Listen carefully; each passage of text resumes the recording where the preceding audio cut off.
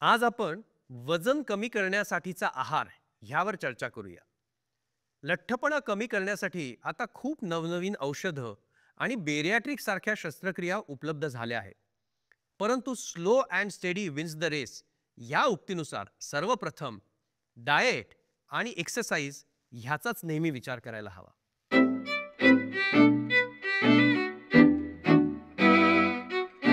लठ्ठ व्यक्तीनं ह्या माध्यमातून वजन कमी करणं हे बेस्टच असतं, काही डाऊटच नाही.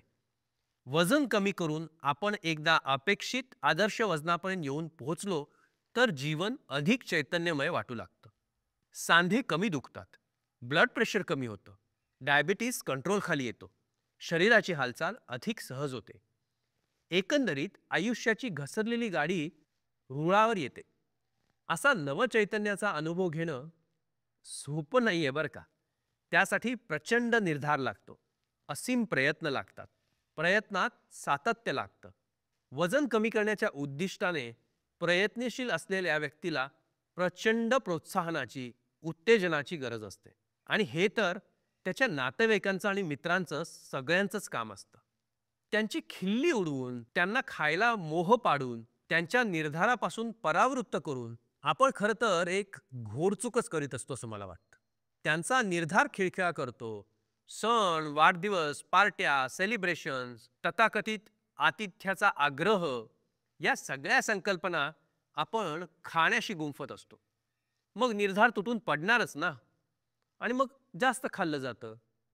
घरच्या ताज्या पालेभाज्या, वरण, उसळी, कोशिंबिरी अशा पोषक आहारापेक्षा हॉटेलमधलं नियमित चमचमीत खाण्याची फॅशन आणि गरज वाढली आहे. नवी पिढी या फास्ट फूडच्या मोहजालात सापडली आहे.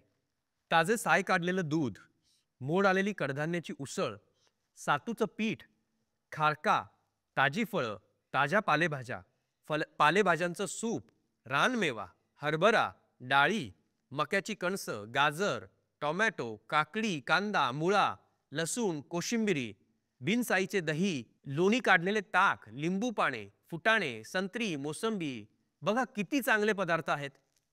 यासारखा हाय फायबर डाएटचा जर आहारात सहभाग केला तर नक्कीच वजन कमी व्हायला मदत होते. भाजलेले पापड, नारळाचं पाणी, लिंबू पाणी या पदार्थांची लज्जतही येऊ शकते. कांद्याची पात, मेथीची पचडी, आले, लिंबू यांचाही आहारातील समावेश भोजन अधिक पौष्टिक करतो. हा आहार स्वस्त आणि मस्त असतो. पण हे लक्षात कोण घेतो? आहारामध्ये काय खावे, किती खावे, कसे खावे, कधी खावे असे अनेक मुद्दे महत्त्वाचे असतात. काय खावे याचे उत्तर कार्बोहायड्रेट्स, प्रोटीन्स आणि फायबर यांचे प्रमाण समप्रमाणात असावे. किती खावे याचे उत्तर खाऊन उठल्यानंतर पुन्हा खायला सांगितल्यास खाता यायला हवे इतकेच खावे असे आहे. आणि कसे खावे तर खाण्याचा आस्वाद मेंदूपर्यंत पोहोचेल आणि पोट भरल्याचे समाधान मिळेल ह्या 20 मिनिटाच्या कालावधी इतके खावे. त्यामुळे खाण्याची प्लेट छोटी ठेवावी. उजव्या हाताच्या व्यक्तीनं डाव्या हाताने खावे म्हणजे आपोआप सावकाश खाल्लं जातं आणि खाण्यासाठी पुरेसा वेळ मिळतो. खाण्याच्या वेळांबद्दल बरेच मतप्रवाह आहेत. पण कमीत कमी वेळा, पुरेसे सावकाश खाणे आणि दिवस पुढे जाईल तसा खाण्याचे प्रमाण कमी कमी करत नेणे ही अतिशय परिणामकारक पद्धत आहे. लठ्ठ व्यक्तीनं वजन कमी करणं अवघड जरी असलं तरी आपण एकदा अपेक्षित आदर्श वजनापर्यंत येऊन पोचलो ना की एक मजाच वेगळी असते. ऑब्व्हियसली वजन जास्त असल्यामुळे असणारे सगळेच आजार त्याच्यामुळे नियंत्रणाखाली येतात किंवा कमी होतात. शरीराची हालचाल अगदी सहज आणि सुखद होते.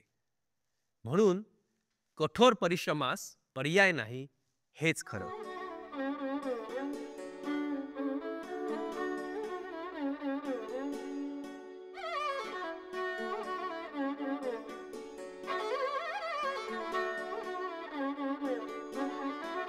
आजचा विषय संपला असला तरी आपलं ध्येय संपलेलं नाही.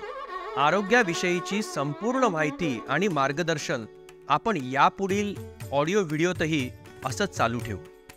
या पुस्तकाची पूर्ण लिंक सोबत शेअर करत आहोत. तुम्हाला हा प्रयत्न आवडला असेल तर याची लिंक जरूर शेअर करा, सबस्क्राईब करा आणि निरोगी आयुष्याची तुमची वाटचाल अशीच कायम चालू ठेवा.